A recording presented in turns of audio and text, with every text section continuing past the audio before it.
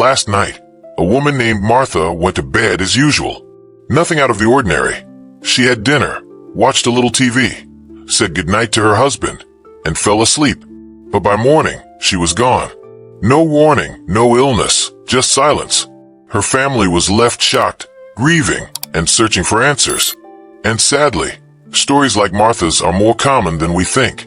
Many older adults pass away quietly in their sleep, not from any major disease, but often from silent choices made in the hours before bedtime. That's what makes this conversation so important.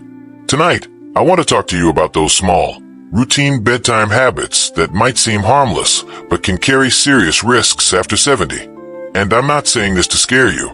My goal is to protect you, to help you sleep more safely, more soundly, and to give you the knowledge that could make all the difference. Welcome to Forever Strong Seniors. If it's your first time here, I want to warmly welcome you. This channel is all about empowering older adults to live with strength, dignity, and better health. And today's topic is one that touches all of us. We're going to explore 4 bedtime habits that may be quietly putting your health at risk, and most people don't even realize it. By the end of this video, you'll know what to avoid, and more importantly, what to do instead to give your body the best chance at deep, healing rest. Let's begin with something so common. Most of us never think twice about it. Eating a heavy meal too close to bedtime. It might feel comforting, especially after a long day. A nice dinner, a warm bowl of soup, or maybe even a late-night snack while watching your favorite show. But after 70, your digestive system doesn't work the way it used to. Metabolism slows down, the stomach becomes less efficient, and lying down with a full belly creates more problems than you might imagine.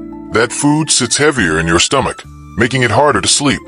You may feel bloated, or even wake up with a burning in your throat from acid reflux. But the real danger lies deeper. That pressure in your chest, the occasional racing heartbeat in the middle of the night. Those could be signs that your body is struggling, trying to digest when it should be resting. Over time, this habit can weaken the muscles that protect your airway, increasing the risk of aspiration when food or acid accidentally enters the lungs. For older adults, this can lead to aspiration pneumonia, a potentially deadly condition.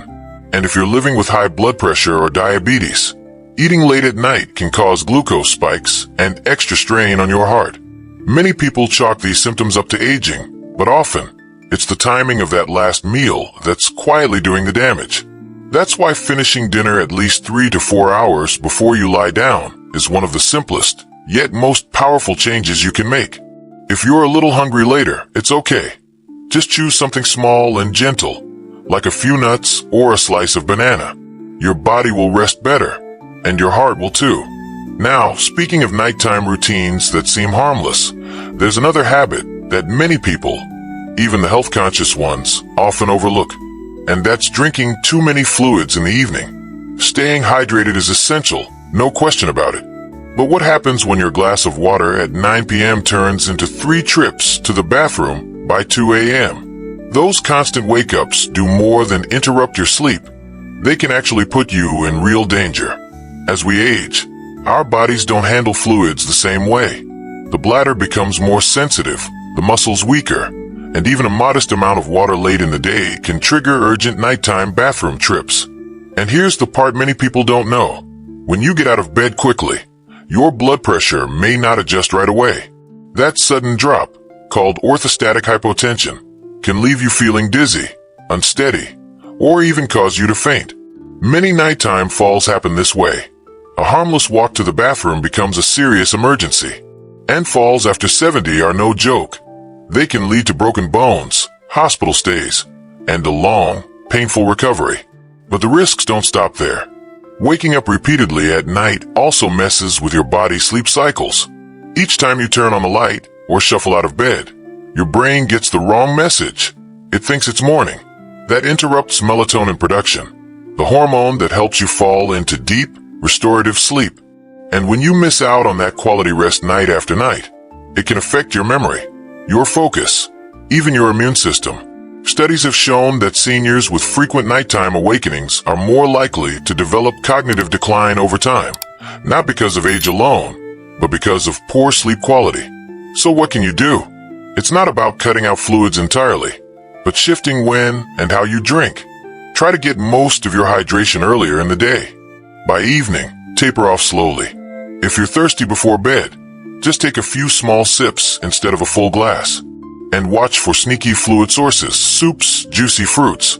Even some medications can increase nighttime urination. With just a few thoughtful adjustments, you can reduce those late-night wake-ups, lower your fall risk, and get the uninterrupted rest your body truly needs. We've now looked at 2 habits that may seem small but can have major impacts on your sleep and long-term health. In the next part, we're going to talk about something that surprises almost everyone: the temperature of your bedroom. You might think warmth is comforting, but for older adults, it can quietly stress the heart and disturb your sleep in more ways than you realize. I'll explain everything in next part. See you there, in the quiet of the night, when the world slows down and your body finally gets a chance to rest. You might think that a warm, cozy room is the perfect recipe for deep sleep. And to be honest, it does sound comforting. Soft blankets, the heater humming gently, maybe even an extra quilt to keep out the evening chill. It's a scene that feels safe. But what if I told you that this very comfort could be putting stress on your heart and disrupting your body's most important healing processes while you sleep? This next bedtime mistake is one that many seniors make without ever realizing it: keeping the bedroom too warm at night. And it makes sense.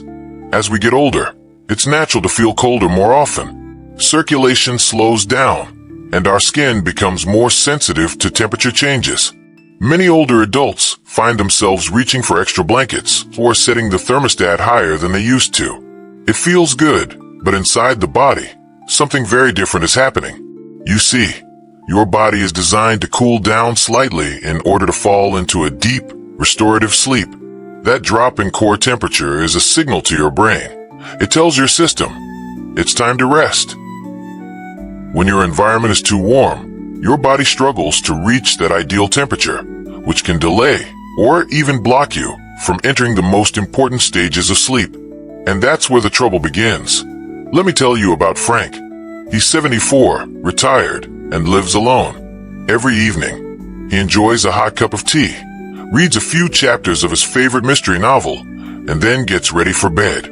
Frank likes to keep his bedroom at a steady 75 degrees Fahrenheit, and he layers on his thickest blanket, just in case it gets chilly in the middle of the night. But lately, Frank's been waking up several times each night, drenched in sweat.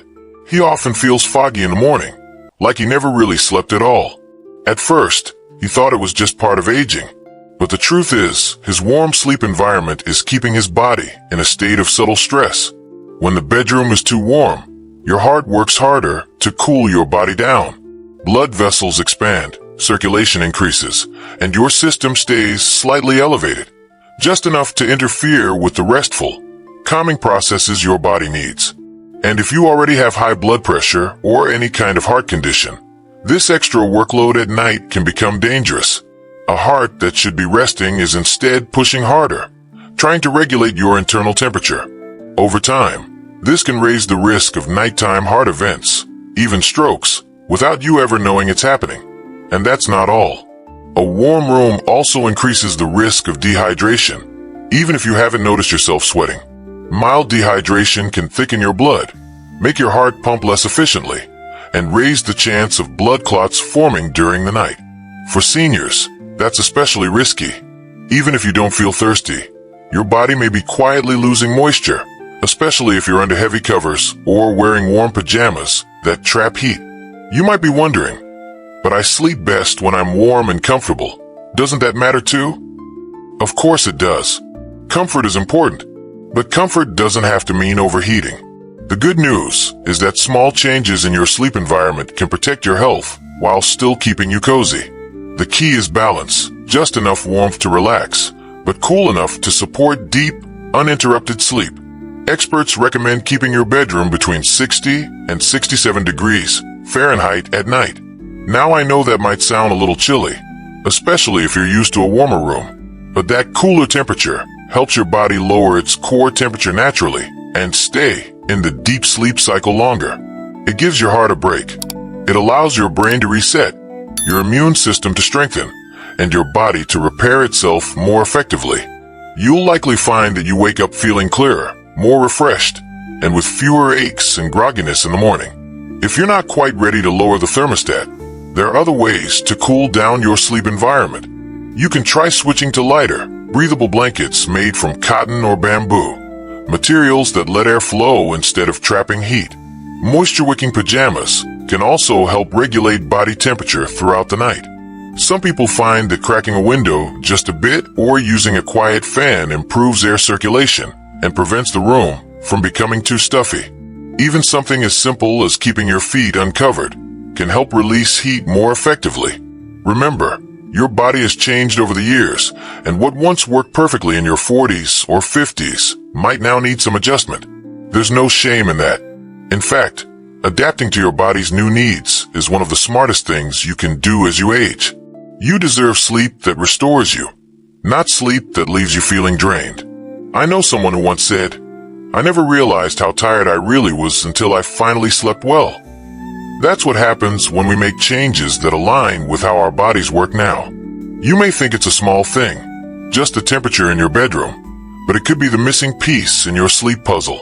So tonight, before you pull up that extra blanket or turn up the heat, pause for a moment. Ask yourself, is my room helping my body rest, or making it work harder? A slight change in your bedtime environment could mean a world of difference in your overall health, energy, and even your heart's well-being. Coming up next, we'll explore the fourth and final bedtime habit, one that nearly every senior does without realizing it can interfere with breathing, heart function, and circulation. And no, it's not what you think. It's about the way you sleep, your position in bed. You may be surprised to learn that simply turning onto one side versus the other could drastically change your risk of nighttime complications. I'll walk you through the safest positions and the ones you might want to avoid, especially if you live alone or have existing heart conditions. Now, let's talk about something that most of us never think twice about. You turn off the lights, pull up the covers, and settle into whatever position feels most comfortable. Maybe it's lying on your back, maybe your right side, or maybe curled up just the way you've always slept. It seems so simple, so automatic, like it couldn't possibly matter. But after 70, the position you sleep in can have a surprisingly big impact on your breathing, your heart, and even your risk of waking up in distress, or not waking up at all. You see, as we age, our bodies change in ways that affect our lungs, circulation, and airway function. Sleeping in certain positions can either help your body rest or put pressure on the very systems that keep you alive while you sleep. One of the most overlooked but potentially dangerous positions is sleeping flat on your back. Now, that might come as a surprise. Back sleeping seems harmless, even ideal to some. But here's what happens. When you lie flat on your back, gravity causes your tongue and the soft tissues in your throat to fall backward. This narrows your airway and, in many cases, partially blocks it. For seniors, this can lead to obstructive sleep apnea, a condition where breathing repeatedly stops and starts during the night, often without you even noticing. Let me tell you about someone named Robert. He's 76 and had no idea anything was wrong until his wife noticed he would stop breathing for a few seconds at a time while sleeping. Sometimes he'd suddenly gasp for air, then go right back to sleep. He felt tired during the day, had trouble concentrating, and woke up with morning headaches. Eventually, he was diagnosed with sleep apnea. The years of interrupted oxygen had been slowly putting strain on his heart. And that's the scary part. Many people don't even know they have it. Even if you haven't been diagnosed with sleep apnea, sleeping on your back can still reduce airflow, lower oxygen levels, and increase the chance of nighttime cardiovascular stress. And if you have heart disease or are at risk, there's another position to be mindful of: sleeping on your right side. Studies show that lying on the right side can slightly compress the heart, which may affect circulation and lead to fluid buildup in the lungs or legs. It's subtle, but over time, it can make existing conditions worse. So what's the safest sleeping position after 70? For most people, it's on the left side. Sleeping on your left helps the heart pump more freely, encourages healthy blood flow, and even supports digestion. It also reduces the risk of acid reflux, another issue many older adults struggle with at night. If you're not used to sleeping that way, don't worry. It takes a little time to adjust, but there are easy ways to make it more comfortable. Try placing a soft pillow between your knees to keep your spine aligned and ease pressure on your hips and lower back. If you tend to roll onto your back during the night, a body pillow can gently guide you into staying on your side. And if joint pain or stiffness makes side sleeping difficult, consider a slightly elevated head position using a supportive pillow. This can keep your airway open and reduce snoring or breathing disruptions without putting strain on your neck. Remember, the goal isn't just comfort, it's safety. And these small changes to your sleeping position can go a long way in protecting your heart, your brain, and your quality of life. Now let's take a moment to reflect on everything we've talked about. We began with the story of a 72-year-old woman who passed away in her sleep, peaceful, but far too soon. We asked why it happened and whether it could have been prevented. And what we discovered were 4 bedtime habits that, while often overlooked, can have serious health consequences after 70. Eating large meals too late, drinking too many fluids before bed, sleeping in a room that's too warm, and now, sleeping in a position that interferes with your body's natural rhythms. Each one of these habits may seem small, even harmless, especially if they've been part of your routine for years. But now that you understand the risks, you have a powerful opportunity to change just one of them. Tonight, maybe you start by eating dinner a bit earlier, or maybe you turn the thermostat down just a few degrees. Maybe tonight is the night you try sleeping on your left side, just to see how it feels. Any one of these changes could help you sleep more deeply, wake up more refreshed, and even reduce your risk of sudden nighttime complications. That's not fear, it's power. It's taking control of your health with small, meaningful choices. And before we say goodnight, I want to ask you something personal. Of the 4 bedtime habits we explored today, which one surprised you the most? Was there something you've been doing for years that now makes you stop and think? I'd love to hear your thoughts in the comments. Sharing your experience might help someone else in our Forever Strong Seniors community. If you found this video helpful, please consider liking, subscribing, and turning on notifications so you never miss the next health insight. We're here to support each other, to grow stronger, live smarter, and age with confidence. Thank you so much for spending this time with me. Sleep well, sleep safely, and I'll see you in the next video.